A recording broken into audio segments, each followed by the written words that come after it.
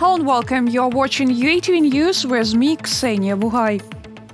Let's start with the latest developments. Return Scythian Gold to Ukraine. At the decision of the Amsterdam Court of Appeal, the collection from the Crimean museums was brought to the exhibition in the Netherlands before the occupation of Crimea by Russia. We're talking about more than 100,000 museum exhibits, which are estimated at 10 million euros. 5 years ago, the Amsterdam District Court has already decided to return the Scythian Gold to Ukraine. But in 2017, Russia appealed this verdict in the Court of Appeal. Moscow insisted that the Scythian Gold be returned to the occupied Crimea. In general, the proceedings in this case lasted for 7 years. The decision can still be challenged in the Supreme Court of The Hague. Therefore, Scythian Gold will remain in the Netherlands for at least another 3 months. Ukrainian President Volodymyr Zelensky welcomed today's decision by the Amsterdam Court of Appeal. The long-awaited victory in the Amsterdam Court of Appeal. Scythian Gold returns to Ukraine. Grateful to the court for a fair decision and to Ministry of Justice, Ministry of Foreign Affairs and the Ministry of Culture and Information Policy of Ukraine for the result. We always regain what's ours. After the Scythian Gold will return Crimea. President of Ukraine Volodymyr Zelensky in Twitter. I'm sure that after we return the Scythian Gold, we will return our people and our temporarily occupied territories. The Ukrainian Foreign Ministry continues to work in the international courts and ensure that Russia is held accountable for its actions. The Crimean platform is also a long-term work, but in the end we will also win and return Crimea back to Ukraine. The protocols and pretrial detention center, the Crimean Tatars, detained the day before in the occupied Crimea, including 3 journalists, were held for more than 10 hours in the occupation regional police department. Some of them were taken to temporary detention centers in Feodosia, Yevpatoria, Jankoy and Sudak. The protocols under the article Violation of Public Order were prepared against all of them. Lawyer Adam Smedlyaev was also sent to the pretrial detention facility. However, the occupying law enforcement officers began to put forward unlawful demands. Now, the lawyer is accused of allegedly disobeying the lawful order of a police officer. A trial on administrative charges is due to take place in the near future. Безусловно, по нашему мнению, это Of course, in our opinion, this is unreasonable, illegal. This is a direct obstacle to advocacy. There were people near the court who want to express their legal right to justice in an open court hearing. Those people were detained as well as the lawyer who was among them and wanted to provide assistance. Today, an attempt is being made to create a precedent of pressure on the institution of the legal profession. This is exactly how those lawyers will be removed from the proceedings. Dozens of Crimean Tatars gathered near the occupational Crimean military garrison court. Thereby, video link the appeal of 3 legally convicted Crimean Tatars was considered.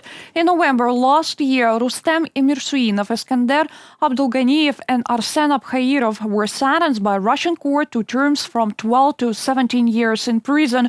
Occupational security forces detained more than 20 people.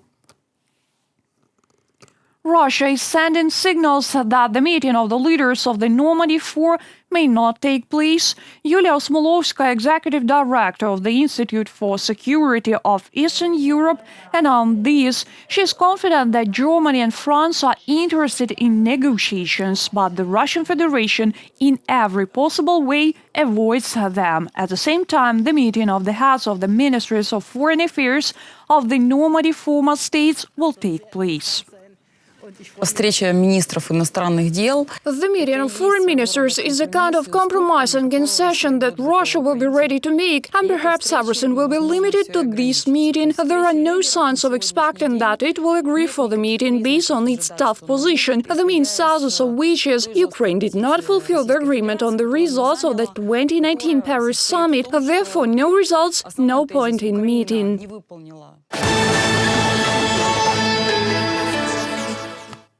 How does one register an entity, where to find investors, and how Ukrainian taxation works? These questions were discussed at the National Forum of the Development of the Small and Medium Businesses held today in Kyiv. Tackling the agenda, the Ministry of Digital Transformation has launched Ukrainian Startup Foundation. It has already supported more than 230 companies. The head of the ministry, Mikhailo Fedorov, stressed. The agency pledges soon Ukraine will have comfortable taxation conditions for IT sector and also planning to develop business education. Besides, the government cooperates with international partners willing to invest in Ukrainian business. Already for 2 years, we support the special training course Entrepreneurship University. It brings ideas on how to properly do business and empowers juniors to create own startups. 4,000 students graduated over the first year. It generated 400 startup ideas. This year, the course is existing already within 85 Ukrainian unis, so we anticipate greater results. We have the regions, the regional chambers of commerce and industries, and these are also partners of us. We help them and to find ways how to support the SMEs, and also we are working with business clusters. And here I really would like to encourage businesses in the region from the same sector. In Rivne region, an epidemiological investigation continues because of the outbreak of poliomyelitis. The chief state sanitary doctor of Ukraine, Igor Kuzin, told about this.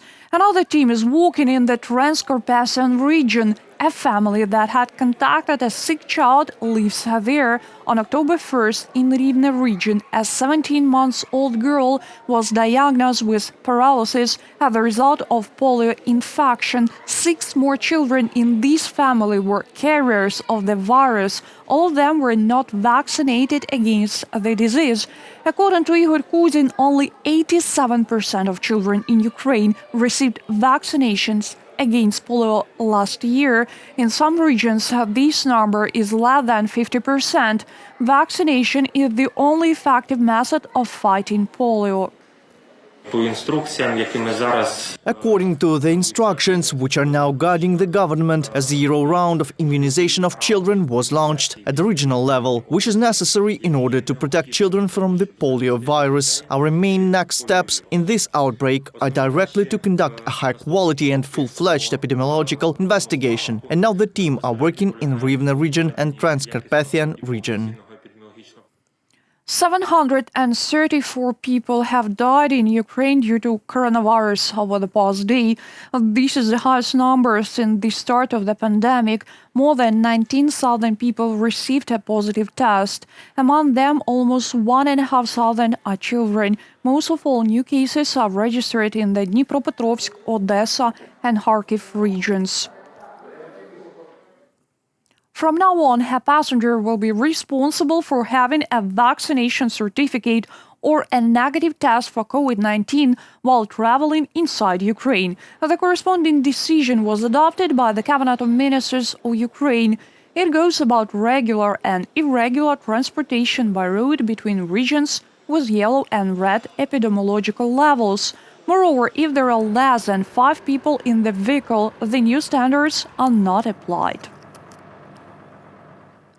Interregional travel requires a yellow or green international or domestic COVID certificate issued via the DIA portal or application. A foreign COVID certificate is also suitable. The list also contains a document confirming the first vaccination. International certificate of vaccination, which will be valid for 1 year since the date of the last vaccination. One can also take a negative result of a PCR test or an express test valid for 72 hours on a trip. For non-compliance with the new rules, one will face a fine of up to 34,000 hryvnia, that is almost $1,300. Unvaccinated public officers and teachers will be suspended from work as early as November 8th. This order was approved by the Cabinet of Ministers of Ukraine. Suspension will not affect those who have absolute contraindications and provide a corresponding medical certificate. The Minister of Health emphasized that immunization is the most effective method of preventing coronavirus. In the meantime, the vaccination center resumed its work at the Boryspil International Airport. Our correspondent inspected COVID-19 vaccination point. Now one can get vaccinated against COVID-19 at Boryspil International Airport in Kyiv. The vaccination center is located on the ground floor in Terminal D. Absolutely everyone can get vaccinated here on a first-come, first-served basis. The vaccination point operates here in Terminal D from 9 a.m. to 3 p.m. Everyone has an opportunity to be immunized without an appointment. Daria is among the first visitors to the site. Despite the fact that she is very afraid of injections, she decided to get vaccinated and protect herself and her close ones. Since she lives near the airport, she decided to get vaccinated here. I chose the CoronaVac vaccine according to the recommendations of my doctor. The procedure took about 30 seconds. It did not hurt. Today you can take a shower, but do not take a bath, do not rub your hand and do not drink alcohol. You have a revaccination between 14 and 28 days. After the second vaccination, you will have a certificate printed out. Only citizens of Ukraine can be vaccinated at the airport. Everyone chooses the drug himself. All vaccine is stored under appropriate conditions. Currently, we have 3 vaccines: AstraZeneca, CoronaVac and Pfizer. We store vaccines in the refrigerator. It is stored at a temperature of 2 to 8 degrees Celsius, above zero, not higher, not lower. This is the best storage temperature. According to the Ministry of Infrastructure, soon a vaccination point will appear at Danilo Halitsky International Airport in Lviv. Currently, more than 10 vaccination points operate at railway stations. Lviv will be involved in this process in the near future, while implementation of this initiative on bus routes is the most difficult because this issue is within the competence of local authorities. To remind, over 1.5 million vaccinations against COVID-19 were made in Ukraine over the past week. In total, almost 7 million people have been fully immunized in Ukraine. Reported by Nick Starkov, Ksenia Bugay, Vlada Tsurkan for UATV News. The United States has listed Ukraine on the list of countries with the highest level of danger due to the situation with the coronavirus. This decision was made by the U.S. Centers for Disease Control and Prevention. In total, there are 77 states on the list at the moment. Among them are Austria, Greece, Great Britain and Switzerland.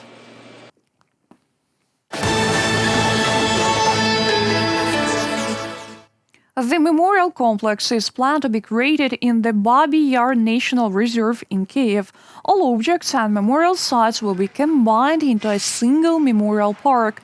According to the information provided by the Institute of the History of Ukraine, it is planned to open 2 museums there, the Ukrainian Holocaust Museum and the Babi Yar Memorial Museum. Our goal is to ban further construction at the sites of the executions and burials. In this way, we will be able to properly honor the memory of the victims. After all, when we come to the cemetery, the area requires a certain respect, a certain behavior from visitors. Mr. Seaweed, this is how a student from Mariupol, the city of Donetsk region, calls her invention. Maria Shabanova developed an ecologically neutral fertilizer stimulating the growth of plants. Nutrient is based on natural ingredients, coastal seaweed. Our correspondents visited young inventor and found out special secrets of the wonder extract. We will now go to our home laboratory where the test took place. The seaweed extract is obtained by a specific method, inventor Maria says. These tomato bushes have fortunately passed the new fertilizer test. This one, we applied our fertilizer. It is then so large and already contains ovaries, which means the stimulant makes it possible shorter in time. Maria is a student of the Priazovsky State Technical University. One of the teachers advised her to investigate marine plants from the Azov Sea coast. Her relatives were happy and supported the idea. When she cooks all this stuff, it's just impossible to go inside. By the way, I'm the least angry of all. I like how the sea smells just like seaweed. However, Maria's startup has received many awards in various contests of innovative projects. Several local gardeners and agricultural enterprises have already shown interest in her developing. For the spring, we already have an order for 5 liters of fertilizer in a concentrated form. This is what we are working on now. There are several potential clients as well. Maria's idea of eco-fertilizers obtained from seaweeds has gained support at a startup competition within the framework of the USAID Foundation's Economic Support to Eastern Ukraine project. The USAID project Economic Support to Eastern Ukraine empowers local residents to improve their living standards, develop business in promising sectors of the economy, enter new markets in Ukraine, and not only in Ukraine but also in the European Union and beyond. The student continues to perfect the solution. Marine plant nutrient is currently being tested on parsley, dill and basil. Reported by Nick Starkov and Nadia Sukharokova for UATV News. Commander Dmytro Antonov showed how he flies the world's largest transport aircraft, the Ukrainian Antonov-225 Mriya, the Dream. He posted the video of the flight on the network, and in a few days it has already collected hundreds of comments and reactions. The Ukrainians actively discuss what they saw and wished the pilot a soft landing. The commander himself said he has been searching for the best angle for a long time.